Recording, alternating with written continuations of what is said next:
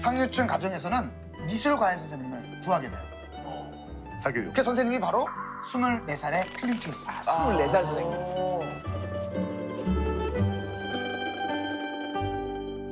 놀라실 수 있겠지만 당시 12살이었던 에밀리는 에밀리가 12살. 뭐가 달라?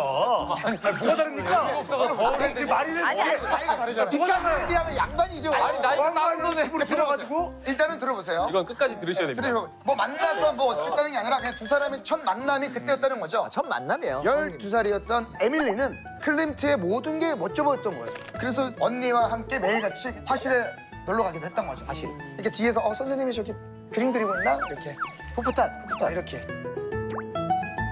사진 나오고 사진 나오고 있죠. 지금 패션하고 되게 비슷하다. 부티난다, 요즘 부티나. 패션. 우와. 일단은 뭐 저분이 패션 디자인. 그거 달라고 네. 세련돼. 그래서 옷을 저렇게 그 시대 여자들처럼 너무 막 불편하게 안 입고 레이스가 있지만 굉장히 편하게 그리고 약간 스타일리시하게 저 줄무늬 막 굉장히 멋쟁이였던 것 같아요. 멋쟁이네. 그러다가 몇 년 후에 이제 두 사람은 결혼을 하게 됩니다. 그게 누구냐? 클림트와 에밀리가 결혼한 게 아니에요. 그 두 사람은 클림트가 아닌 클림트의 남동생과 에밀리의 언니. 그지? 클림트는 클림트와 에밀리는 사돈지간이 됩니다. 사돈이 되네. 제가 말씀드렸잖아요. 클림트는 독신주의자. 그러니까. 결혼을 한 적이 없었다. 그렇지. 이후 두 사람은 그야말로 이제 가족 관계가 됐기 때문에 그치, 사돈이. 더더욱 가까워지게 되는 거예요. 근데 하지만 누군가가 사랑에 빠지면 불가능한 모든 것이 다 가능하게 되죠. 심지어 클림트는 메모도 안 할 정도로 글자 혐오증이 있었습니다. 메모도 하기가 싫은 거예요. 하지만 에밀리에게는 쉼없이 러브레터를 썼어요. 그렇게 글 쓰기 싫어하는데. 그 수가 무려 400통! 글자 혐오증인 저는 좋아하는 건데 혐오증이 아니었나 본데. 오진 아니에요, 오진? 오진. 혐오증이 있는데도 쓴 거지 막. 아니, 오진인 것 같아. 괴로워하면서. 무려 400통 이상 쓰는 거예요. 글자 혐오증이 있지만. 진짜 사랑이네. 그림은 253점을 그리고 편지는 400점을 썼어요? 400통. 그러니까 그 사랑의 힘이 얼마 대단하다. 그러나 에밀리는 알고 있었어요. 그의 화실엔 매일같이 다른 여인들이 들락거리고 있었다는 거예요. 슬프다, 벌써 슬프다. 이건 또 뭡니까? 그리고 그녀들과의 은밀한 만남 역시 클림트가 서슴지 않았다는 것을 에밀리는 알고 알고 있었어. 있었어요. 400통 비밀로 해줘. 엄마한테 말하지 마. 엄마한테 말하지 마. 이거 다 맞으니까. 소문내지 마. 소문내지 마. 안 돼. 쉿. 400통. 안 돼. 에밀리 아무한테 말하지 마. 우리 엄마한테 얘기하지 마. 우리 엄마한테 얘기하지 마. 엄마, 아빠 얘기하지 마. Your mother no. My mother no. 그럴 수도 있겠지만 Everybody no.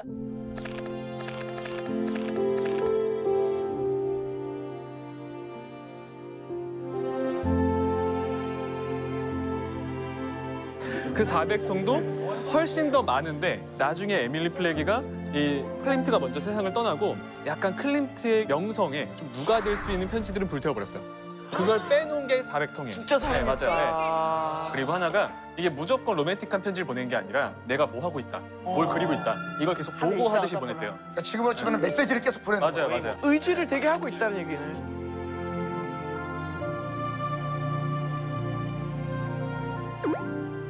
매니저 아니야, 매니저? 사랑이 아니라? 관리한 거 아니에요? 기획사.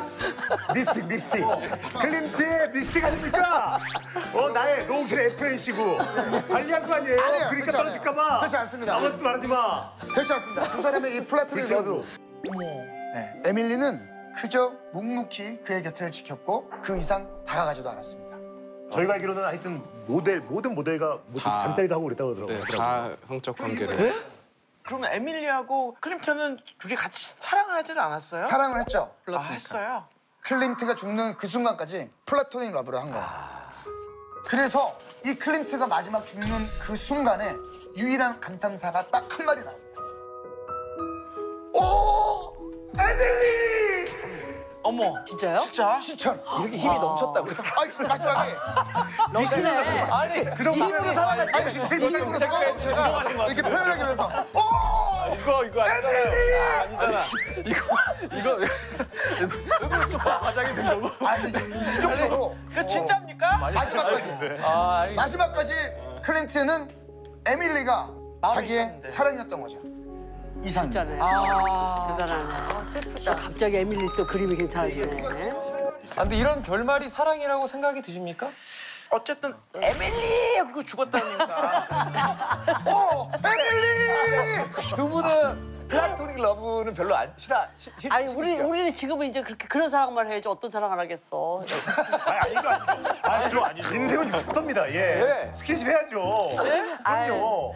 아이, 사랑 이상의 관계를 어떻게 보면 보여준 것 같아요. 아니 그러면 특별하다는 이유가 그러니까 늘 클림턴 작품할 때마다 많은 여자들과 뭐 스킨십을 하고 관계를 가졌는데 유독 이분과는 이 관계를 하지 않아서 이게 특별하다는 거예요? 들어보시죠.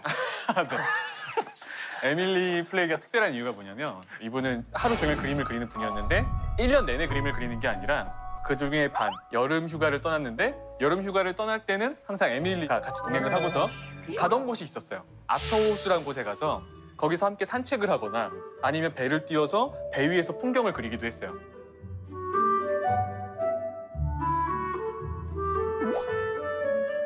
그런데 에밀리와 함께 있을 때 그랬던 풍경화를 보면은 굉장히 고요해요. 풍경화들이 정말 고요하고 평온하고 뭔가 이 사람이 지금 따뜻하구나. 마음의 지금 평화를 찾는 평정을 데. 찾고 있구나. 그래서 클림트한테 에밀리는 어떤 뭐 성적인 그런 것보다도 이 자신을 평안하게 해주는 정신적 지주이자 영혼의 안식처 그죠? 같은. 안식처 같은 여성이었던 거죠. 근데 사실 결국은 그게 나중에는 그렇죠. 오래가 예, 있죠. 마음의 평안이 제일 최고가 아니겠어요? 그렇죠. 그렇죠. 우리가 지금 이렇게 판타지 차주를 나온 게 미친 짓이죠. 상상으로는 뭐 근데 한 가지 좀 살짝 이해하기 힘든 게 좋아요. 사랑합니다. 그림도 있고 뭔가 느껴져요.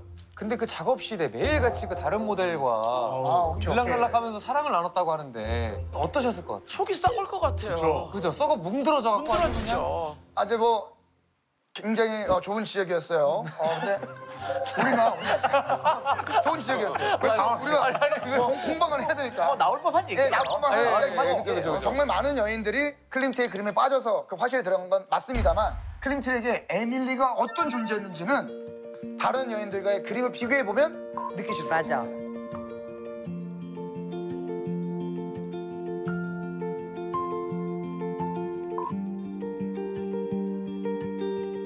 다 누드야 지금 이거.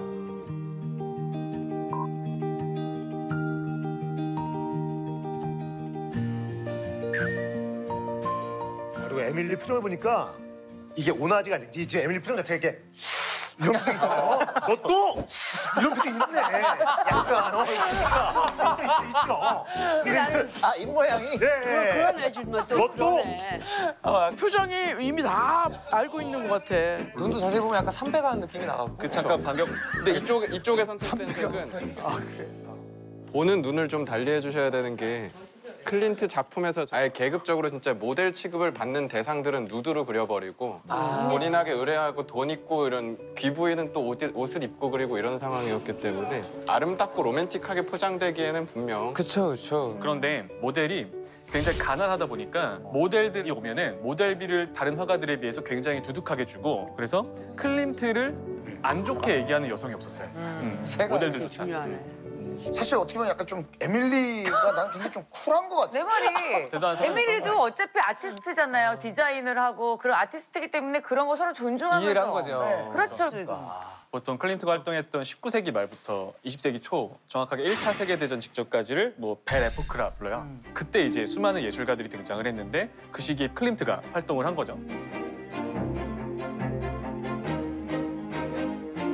1차 세계대전이 터지기 전에 가장 좋은 시절이었거든요. 그래서 파리에서 막 그때 오띠꾸뚜루 같은 이제 유행하게 되고 이제 패션 디자이너가 막 탄생하게 되는 그 시점에 그때는 모든 여자들이 좀 직업이 없었어요. 다 가정주부나 뭐. 에밀리 플렉에는 이 클림트에게 의지했던 여자가 아니에요. 뭐 금전적으로 의지하지 않았고 직업이 있고 그리고 클림트만큼이나 빈에서는 패션으로 유명했던 사람이에요. 그래서 에밀리가 했던 게 뭐냐면 그 전에 여성들이 이 꽉 조이는 코르셋을 입고 다녔는데 굉장히 불편했단 말이죠. 그거를 없애고 새롭게 좀 펑퍼짐한 디자인으로 활동하기 편하고 그런 디자인을 만든 사람이에요. 그래서 스스로 의상 디자인을 하고 돈도 벌고 스스로 나아갔던 사람이에요. 의지를 안 하고 클림트에게.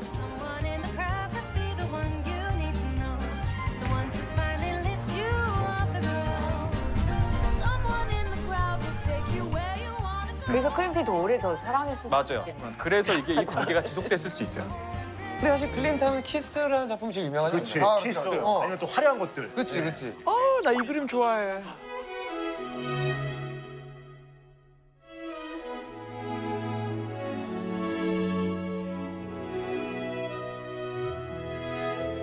저 키스에 그려져 있는 여성이 에밀리 플래게라는 설이 가장 유력해요. 그리고 닮은 것 같아. 떠도는 이야기 중에 하나가 에밀리와 사이가 약간 멀어졌을 때 화해하고 싶어서 이 마음을 보여주고 싶어서 저 키스를 그렸다는 이야기가 있어요. 그리고 실제로 저 미술관에 가서 보면 진짜 더 화려합니다. 아, 엄청 화려하죠. 엄청 화려하고 크기도 크고. 딱 좀 압도되는 게 있어요. 맞아. 이게 속 얘기를 듣고 나니까 조금 진짜 좀 알겠네요. 그리고 의뢰인분들께서 이 그림을 선택해야 되는 또 하나의 이유가 있어요. 정말 특별한 그림인 게 이 전에 그렸던 에밀리 플래기의 그림들이 비교해보면 어떤 차이점이 있냐면 이 그림이 마지막 네 번째 그린 건데 그 전에 그린 것들은 이 사실주의인 거죠. 배경이 어딘지도 보이고 정말 사진 찍듯이 그려놓은 거예요. 근데 이게 왜 그러냐면 그 당시에 클림트는 아직 본인의 개성을 살리지 않았을 때예요.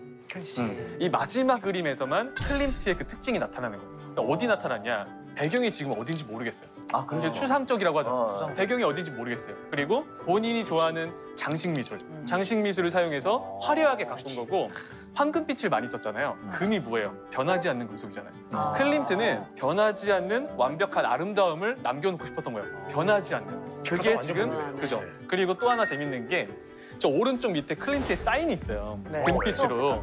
클림트 작품들 중에서 저 작품의 사인이 가장 도드라지고 가장 잘 보이게 그렸어요. 이 두 사이의 관계를 나타냈던 거죠. 이렇게 내 사람이다라는. 그죠. 중요한 관계였다. 클림트는 자화상은 거의 안 그렸거든요. 뭐 캐리커처처럼 하나 그린 거, 그리고 벽화에 조그맣게 그린 거 하나 있는데 왜 자화상을 안 그리는 거에 대해서 이렇게 질문을 받으면 나에 대해서 알고 싶으면 내 그림 보라고. 걷다 다 넣어놨으니까. 그림 자체가 클림트의 인생인 거죠. 그래서 자화상을 어떻게 보면은 따로 그려서 뭘 알릴 필요가 없지 않았을까? 이게 전체가 다 내 그림이니까. 이게 나다. 이게 난 거죠. 성향이 완전 달라. 그 도시를 떠나지도 맞아요. 그게 않고 그 그런 도시를 차이가 평생 있어요. 살면서 똑같은 루틴으로 살았다 그러고. 그게 화가로서 성공하려면 대부분이 프랑스 파리에 갔어요. 그러니까. 클림트는 파리에 잠깐 갔다 온 적은 있지만 계속 빈에서만 살았기 때문에 사실 빈의 화가로 더 많이 불려요. 그래서 특이하게도 막 선배도 없고 클림트를 뒤에 있는 후배도 없어요. 그래.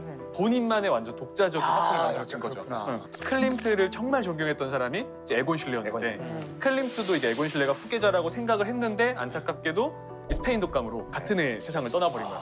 그래서 완전히 클림트의 뒤를 이을 후계자가 없는 약간 그런 느낌인 거죠. 맞아요.